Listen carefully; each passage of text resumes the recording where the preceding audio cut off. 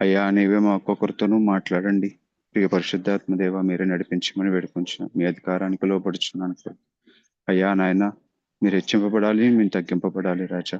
మీరే మాట్లాడి మహిం పొంది ఘనత వహించమని మా ప్రభుని ప్రేక్షకుడు నేను యేసుక్రీస్తు నామమున అడిగి వేడుకుంటున్నాం మా తండ్రి. ఆమేన్. ఆమేన్. చదవబడిన లేఖన మాటలు చూసినట్లయితే అందుకు ఆయన అటు తర్వాత యోహాను సువార్త 19:28 అటు తర్వాత సమస్తమును అప్పటికి సమాప్తమైనదని యేసు ఎరిగి లేఖనము నెరవేరునట్లు నేను దప్పిగొనుచున్నాను. అటు తర్వాత అని ఇక్కడ రాయబడింది. ఈ అటు తర్వాత అంటే దేని తర్వాత ఆయన మాట్లాడాడు. మొదటి మాట మనం మొదటి నుంచి చూసుకుంటూ వస్తే మాట తండ్రితో మాట్లాడుతూ చూసాము. తర్వాత తండ్రితో మాట్లాడి క్షమాపణ గురించి మాట్లాడాడు. తర్వాత ఉన్న రక్షణ గాని, తర్వాత ఉన్న బాధ్యతను గాని అన్ని ఇచ్చాడు. తర్వాత అనుకోని రీతిగా కూడా నా దేవా నా చెయ్యి ఎలా విడిచితిగా అన్నాడు. ఇక అంత లేఖనమునంతా నెరవేరునట్లు అంతా అయిపోయింది. ఇక మిగిలిన లేఖనము నెరవేరాలి అంటే ఇంకొకటి ఉంది. ఏంటి అంటే నేను తప్పికొనుచున్నాను. అటు తర్వాత ఆఖరి బాధ్యత కూడా మొత్తాన్ని అప్పగించేశాడు. ఆ టైంకి తాను చేయవలసిన పని అంతా పూర్తయింది. లేఖనము నెరవేర్పుతో సహా అన్ని అయిపోయింది. కానీ కీర్తన 69:21 మనం చూసినట్లయితే కీర్తన 69:21 చూసినట్లయితే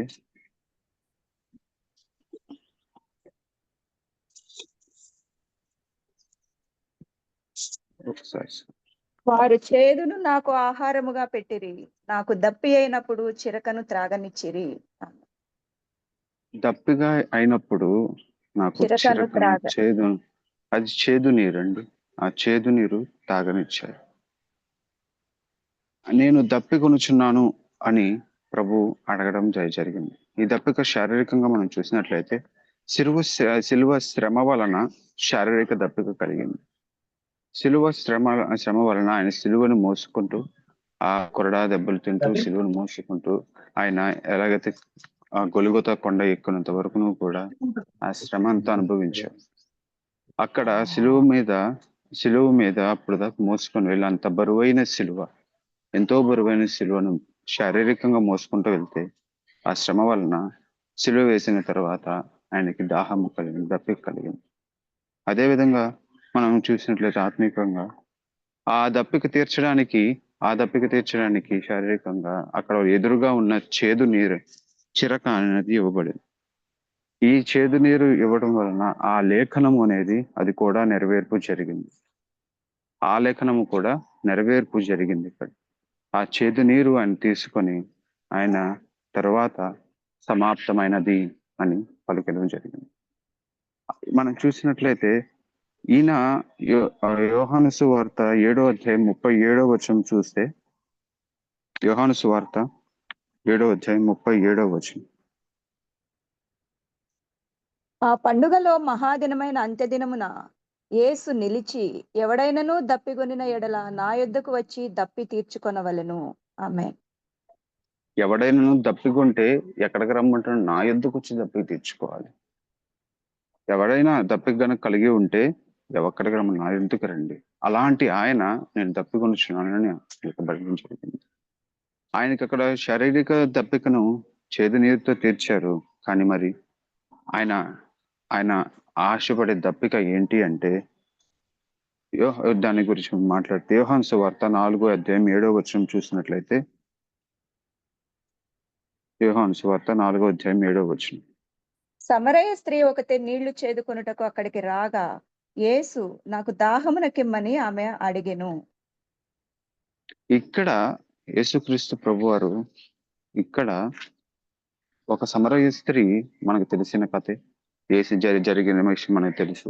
యేసుక్రీస్తు ప్రభువారు ప్రయాణము చేసి అలసిపోయి అక్కడ కనిపించే బావి దగ్గరికి వెళ్ళి అక్కడ అడిగాడు సమరయ స్త్రీ. అదే సమయానికి వస్తే, అదే సమయానికి అందరూ వెళ్ళిపోయినప్పుడు తను ఒక్కతే వచ్చినప్పుడు సమరయ స్త్రీని అడిగాడు, నాకు దాహమునకిమ్ము అని ఆమెను అడిగిన తర్వాత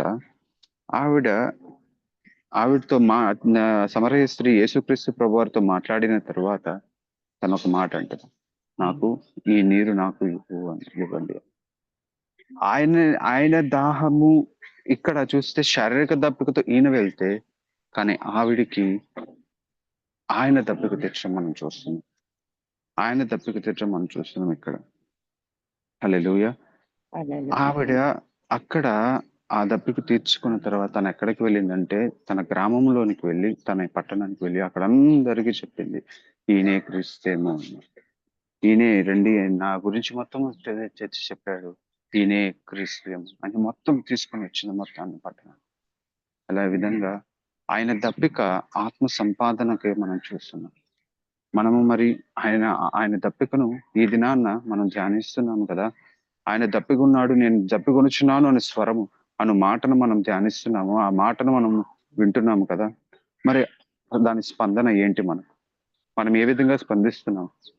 మరి మనము ఆత్మ సంపాదన మనం చేస్తున్నామా? సమరయ స్త్రీని ఆయన అడిగాడు, ఈ దినాన్న నన్ను అదే ప్రశ్న అడుగుతుంటే మనం ఏం చేయగలుగుతాం? మనం ఆత్మ సంపాదన చేస్తున్నామా? మనం సువార్త ప్రకటిస్తున్నామా? నా జీవితంలో ప్రభు చేశాడు ఈ కార్యమని సాక్షిగా మనం నిలబడుతున్నామా? ఆ విధంగా సాక్ష్యాన్ని తెలిపి మన పక్కన వాళ్ళు అవ్వచ్చు, వర్క్ స్పాట్లు ఎక్కడన్నా సరే మనం సాక్షిగా నిలబడి క్రీస్తు వైపు, యేసుక్రీస్తు యొద్దకు మనం తీసుకొస్తున్నామా? ఆయన దప్పికను మనం తీర్చగలుగుతున్నామా? బాధ వేస్తుంది కదా, చేదు నీరు ఇచ్చాడు అని బాధ వేస్తుంది.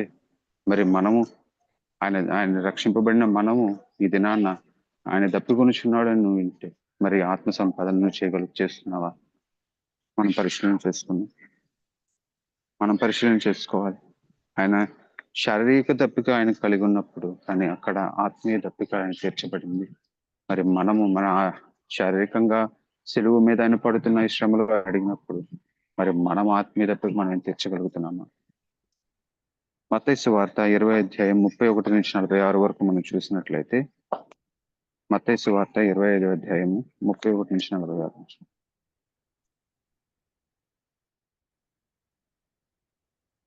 తన 25-31 నుండి 46 వరకు మొత్తం చదవనాయన. తన మహిమతో మనుష్య కుమారుడును ఆయనతో కూడా సమస్త దూతలను వచ్చినప్పుడు ఆయన తన మహిమగల సింహాసనము మీద ఆసీనుడై ఉండెను. అప్పుడు సమస్త జనములు ఆయన ఎదుట పోగు చేయబడుదురు. గొల్లవాడు మేకలలో నుండి గొర్రెలను వేరుపరచినట్లు ఆయన వారిని వేరుపరచి తన కుడి వైపున గొర్రెలను ఎడమ వైపున మేకలను నిలువబెట్టును. అప్పుడు రాజు తన కుడి వైపున ఉన్న వారిని చూచి, నా తండ్రి చేత ఆశీర్వదింపబడిన వారలారా రండి, లోకము పుట్టినది మొదలుకొని మీ కొరకు సిద్ధపరచబడిన రాజ్యమును స్వతంత్రించుకొనుడి. నేను ఆకలిగొంటిని, మీరు నాకు భోజనము పెట్టితిరి, దప్పిగొంటిని, నాకు దాహమిచ్చితిరి, పరదేశినై ఉంటిని, నన్ను చేర్చుకొంటిరి, దిగంబరినై ఉంటిని, నాకు బట్టలిచ్చితిరి, రోగినై ఉంటిని, నన్ను చూడవచ్చితిరి, చెరసాలలో ఉంటిని, నా యొద్దకు వచ్చితిరి అని చెప్పును. అందుకు నీతిమంతులు, ప్రభువా, ఎప్పుడు నీవు ఆకలిగొని ఉండుట నాకు చూచి నీకు ఆహారం ఇచ్చితిమి, నీవు దప్పిగొని ఉండుట చూచి ఎప్పుడు దాహం ఇచ్చితిమి, ఎప్పుడు పరదేశివై ఉండుట చూచి నిన్ను చేర్చుకొంటిమి, దిగంబరివై ఉండుట చూచి బట్టలిచ్చితిమి, ఎప్పుడు రోగివై ఉండుట అయినను చెరసాలలో ఉండుట అయినను చూచి నీ యొద్దకు వచ్చితిమని ఆయనను అడిగెదరు. అందుకు రాజు, మిక్కిలి అల్పులైన ఈ నా సహోదరులలో ఒకనికి మీరు చేసితిరి కనుక నాకు చేసితిరని నిశ్చయముగా మీతో చెప్పుచున్నానని వారితో అనును. అప్పుడు ఆయన ఎడమ వైపున ఉండి వారిని చూచి, శపింపబడిన వారులారా, నన్ను విడిచి అపవాదికిని వాని దూతలకును సిద్ధపరచబడిన నిత్యాగ్నిలోనికి పోవుడి. నేను ఆకలిగొంటిని, మీరు నాకు భోజనము పెట్టలేదు, దప్పిగొంటిని, మీరు నాకు దాహమియ్యలేదు, పరదేశినై ఉంటిని, మీరు నన్ను చేర్చుకొనలేదు, దిగంబరినై ఉంటిని, మీరు నాకు బట్టలియ్యలేదు, రోగినై చెరసాలలో ఉంటిని, మీరు నన్ను చూడరాలేదని చెప్పును. అందుకు వారు, ప్రభువా, మేము ఎప్పుడు నీవు ఆకలిగొని ఉండుటైనను, దప్పిగొని ఉండుటైనను, పరదేశివై ఉండుటైనను, దిగంబరివై ఉండుటైనను, రోగివై ఉండుటైనను, చెరసాలలో ఉండుటైనను చూచి నీకు ఉపచారము చేయకపోతిమని ఆయనను అడిగెదరు. అందుకు ఆయన, మిక్కిలి అల్పులైన వీరిలో ఒకనికైనను మీరు ఇలాగున చేయలేదు కనుక నాకు చేయలేదని మీతో నిశ్చయముగా చెప్పుచున్నానని వారితో అనును. వీరు నిత్య శిక్షకును, నీతిమంతులు నిత్య జీవమునకును పోవుదురు. ఆమేన్. ఈ చదవబడిన భాగంలో చూస్తే ఇదే మనుష్య కుమారుడు, ఇదే యేసుక్రీస్తు ప్రభువారు సిలువ మీద ఉన్నప్పుడు దప్పిక గొంచున అడిగాడు. కానీ ఇప్పుడు ఇది మనం అనొచ్చు ఆ రోజు పలకబడిన మాటేమో అని. కానీ ప్రతి దినము మనకు అవకాశం వస్తుంది. ఇదిగో నేను ఇప్పుడు అంటున్నారు గొర్రెలు మేకలు వేరుపరచబడ్డాయి. ఇక్కడ ఆశ్చర్యకరమైన విషయం ఏంటి అంటే వాళ్ళకి ఆ గొర్రెకి మేకకి తెలియని విషయం ప్రభువు ఏ విధంగా వచ్చాడు ఎవరికి తెలియదు. మీ మిక్కిలి అల్పులైన ఈయన సహోదరులు మీరు ఒక్కరికైనా మీరు చేశారు కనుక మీరు నాకు ఇచ్చారు. నేను దప్పికొని ఉన్నాను, మీరు నా దాహం ఇచ్చారు. ఆయన దప్పికొని ఉన్నప్పుడు ఎవరండి నా అల్పులైన ఈ సహోదరులు అన్నాడు. ఎవరండి వాళ్ళు? సంఘములో శరీరము. ఇప్పుడు ఒక శరీరం ఉందండి. నేను ఒక చెయ్యికి నేను ఒక గిఫ్ట్ ఇచ్చాను అంటే చేతికి ఇచ్చినట్ట, ఆ మనిషికి ఇచ్చినట్ట? నేను క్యాప్ అనేది తలక పెట్టుకోవడానికి ఎవరికైనా ఇచ్చాను అంటే ఆ మనిషికి ఇచ్చినట్టు కాదా? అలాగే ఈ నా శరీరంలో ఇక్కడున్న మనందరం అవ్వచ్చు, తోటి వారు అవ్వచ్చు, మన పక్కన వారు అవ్వచ్చు, సహోదరులు ఎవరు అని అంటే మన మంచి సమరయ కథ మనకు తెలుసు. దానిలో మరి సమరయ కథల్లో మనము సహోదరుడు ఎవరు అనేది మనం గ్రహించగలుగుతున్నాం.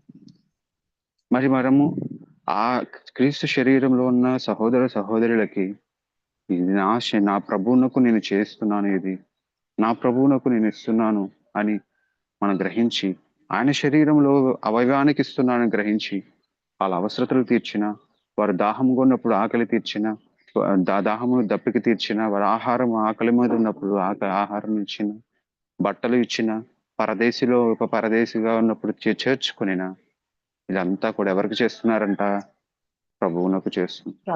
ఆయన దప్పిక తీరుస్తున్నాం.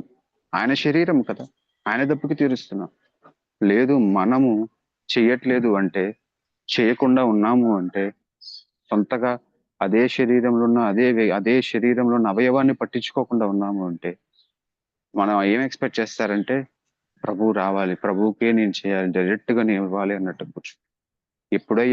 ఎప్పుడొచ్చావయ్యా నువ్వు అని ఇద్దరు అడుగుతున్నారు. మీకు ఎప్పుడు ఇచ్చామయ్యా? గొర్రెకి తెలియదు, మేకకి తెలియదు. నువ్వు ఎప్పుడు వచ్చావా, నీకెప్పుడు చేశామయ్యా మేము అని అడుగుతున్నారు వాళ్ళు. మరి ఆ దప్పిక మనం తీర్చుతున్నామా ప్రభువునకు? కల్వరి శిలువలో ఆనాడు అవకాశం లేదు, నీకు నాకు మనం పుట్టి ఉండలేదు. కానీ ఈనాడు అదే మనుష్య కుమారుడు వచ్చి ఆఖరున వచ్చినప్పుడు గొర్రెను మేకని సపరేట్ చేసినప్పుడు అప్పుడు అడుగుతాడు, నేను ఆల్రెడీ వచ్చాను నీకు. శరీరంలో ఉన్న ఇది నా శరీరమే, ఈ వ్యక్తికి మిక్కిలి అలుపులేని నా సహోదరుని నువ్వు చేస్తే, మనకి తెలుసు కదా, బీదలకు అప్పిచ్చేవాడు యెహోవాకే ఇస్తున్నాడు. మనుష్య కుమారుడు ప్రభువుకి డైరెక్ట్ గా ఇవ్వలేకపోయాం, కానీ శరీరంలో ఉన్న సహోదరుల యొక్క అవసరాలు కానీ సహోదరుల రూపంలో, ఇంకో విధంగా చెప్పండి, ఆ రూపంలో మనకి ప్రభువునకు ఇచ్చే అవకాశం మనకి ఇచ్చాడు ప్రభు. హల్లెలూయా. అందుకే అపోస్తల దినాల్లో కూడా పరిశుద్ధాత్మ దేవుడు కుమ్మరింపబడిన తర్వాత వాళ్ళందరూ అనుకున్నారు ఏకత్వం వచ్చింది, ఈ నా సహోదరుడే. అందుకని వాళ్ళకున్నదంతా కూడా అమ్మి తీసుకుని వచ్చి అపోస్తలుల యొద్దకు ఇచ్చేశారు. వాళ్ళందరికీ పంచితే అందరూ సమానంగా ఉన్నారని రాయబడి, అందరికీ సమానంగా ఉంది. దాహం విధంగా తీర్చబడుతుంది. ఆత్మీయంగా పరిశుద్ధాత్మను పంపించడమే కాకుండా ఆ దాహం ఎప్పుడైతే తీర్చబడిందో, వాళ్ళ ఆత్మీయ దాహము తీర్చబడిందో, ఒక్కసారిగా అందరికీ క్రీస్తు యొక్క శరీరంలోకి వచ్చిన ప్రతి ఒక్కరికి ఆయన ఏం తప్పిక తీర్చగలిగారు వాళ్ళందరూ. అదే విధంగా ఈనాడు నేను అక్కడ చిరక చేదునిస్తే ఈనాడు ప్రభువునకు ఏది నీరు ఇస్తున్నావు? ఆత్మ సంపాదన చేసి ప్రభా ఇదిగో నేను ఆత్మ సంపాదిస్తున్నాను అని చెప్పి ఆయనకి అప్పగించగలుగుతాము. ఆ దప్పిక తీర్చగలుగుతామా? ఆయన యొద్దకు తీసుకొచ్చి జనములను ఆయన యొద్దకు తీసుకొచ్చి మనము ఇవ్వగలుగుతామా? మన సాక్ష్యంని మనం చెప్పి కానీ ఏది విధంగా అయినా సరే మనం చేయగలుగుతున్నామా? లేదా ఆ శరీరంలో ఉన్న ప్రతి బిడ్డ యొక్క అవసరాలను కానీ ప్రతి బిడ్డని మనం ఆదరిస్తున్నామా?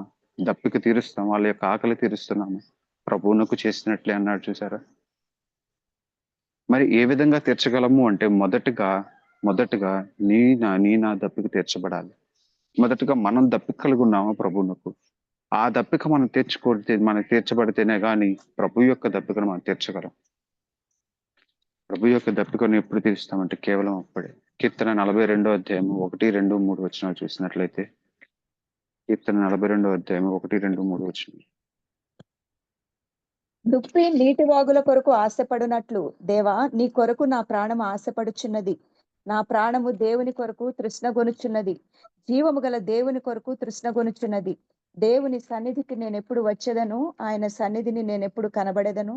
నీ దేవుడు ఏమాయనని వారు నిత్యము నాతో అనుచుండగా రాత్రింబగళ్ళు నా కన్నీళ్లు నాకు అన్నపానములాయను. ఆమేన్. ఆయన కొరకు దప్పిక, ఆయన సన్నిధి కొరకు తృష్ణ దప్పిక ఈనాడు నువ్వు నేను కలుగున్నామా? ఆ దప్పిక ఉంటుందా? వాక్యము కొరకు దప్పిక, ఆకలి, ఆయన సన్నిధి కొరకు దప్పిక, ఆకలి, పరిశుద్ధాత్మ కొరకు మనం ఆ దప్పిక కలిగి ఉన్నామా? ఆ దప్పిక మనం పూర్తి తీర్చబడితే అప్పుడు మనం ఆయనకి దప్పిక తీర్చగలుగుతాం. శరీరం సంఘములో ఉన్న ప్రతి ఒక్కరికి కూడా మనం చేయగలుగుతాం. మనకు ఇవ్వబడిన పిలుపును బట్టి, తలాంతును బట్టో, లేదా మనకి ఇవ్వబడిన దాన్ని బట్టో మనం ఏ విధంగా సరే శరీరంలో ఒక్కరి మిక్కిలి అల్పులైన ఒక్క సహోదరునికైనా మనం ఉపయోగపడగలుగుతాం. ఎవరినైనా సరే మన చుట్టుపక్కల మనం నడిపించగలుగుతాం. ఎప్పుడు మన సాక్ష్యం మన ముందు మనం దప్పిక తీర్చబడాలి. ఇక్కడ సమరయ స్త్రీ కూడా చూసినట్లయితే మొదటగా యేసుక్రీస్తు ప్రభు వారు తెలియదు, కానీ తర్వాత ఆయనతో మాట్లాడుతూ ఉండగా ఆమెకు ఆత్మీయ దప్పిక తెలిసింది, తన స్థితి తనకు తెలిసింది. అప్పుడు అంటుంది, ఇదిగో ప్రభు, ఈ నీరు నాకు కావాలని అడుగుతుంది. ఈ నీరు నాకు కావాలని అడుగుతుంది. ఆ లేఖన భాగంలో మనం చూసినట్లయితే ఈ నీరు నాకు ఇవ్వండి అని అడుగుతుంది. ఆ నిత్య జీవపు గల నీరు కావాలని చెప్పి అడుగుతుంది.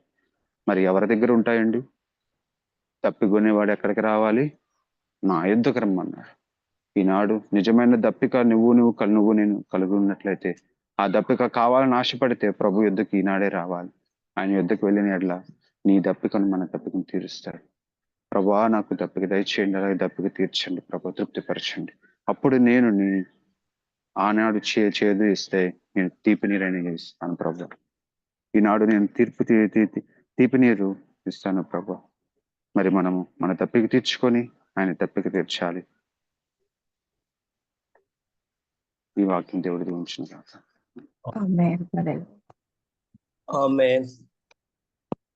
ఉచ్చారణం పాడండమ్మా.